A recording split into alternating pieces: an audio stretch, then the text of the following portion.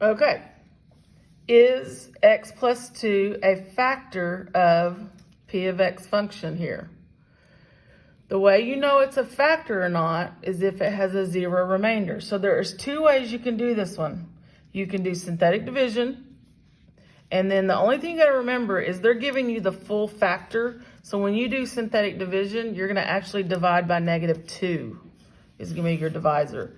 So your first term is 1, 1, -6, and you have no missing terms on this one. So you don't have to fill, oh wait, yes we do. I lied. We don't have an x term. Gotta fill that in. There we go. Okay, so now you start. Bring your 1 down. Then you multiply. -2 times 1, -2. Add or subtract, -1. -1 times -2, +2. -2 times -6 plus 2 is -4. Then multiply by your divisor. -8. 0 plus -8, -8. Oh wait, I did something wrong.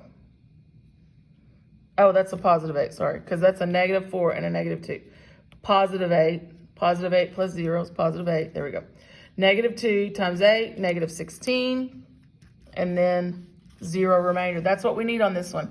So the question is, it's gonna ask, is x plus 2 a factor of that function? And you're gonna say yes. P of -2 equals 0.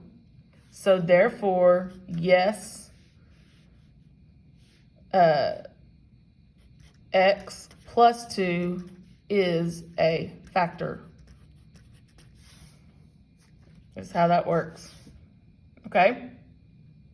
Now, another thing you could have done is you could have put a -2 in for this function, all those x's, and it would have come out as 0.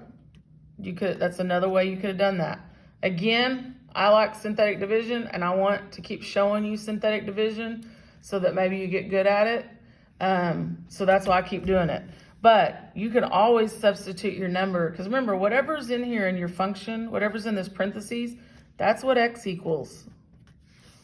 X is -2. So you could substitute that into all your x's in your function, and then you should get 0.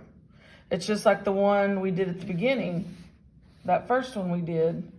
You could have put that number in, where was that one? This one. You could have put this 2. We did synthetic division to get our remainder of -29, so that's what P of 2 equaled. Because remember, whatever the remainder is, that's what the function, that's what you're dividing into. That's what that function of that x equals to, is that remainder. So instead of doing synthetic division on this one, you could have put 2 in for all of these x's, and you would have got -29 on that one. But again, I want to practice doing synthetic division, so that's why I keep doing that. All right, so that was that problem that we just did goes with 3 and 4 on lesson 5-6. So we're gonna come back with our last video for this one, which will cover numbers 5 and 6.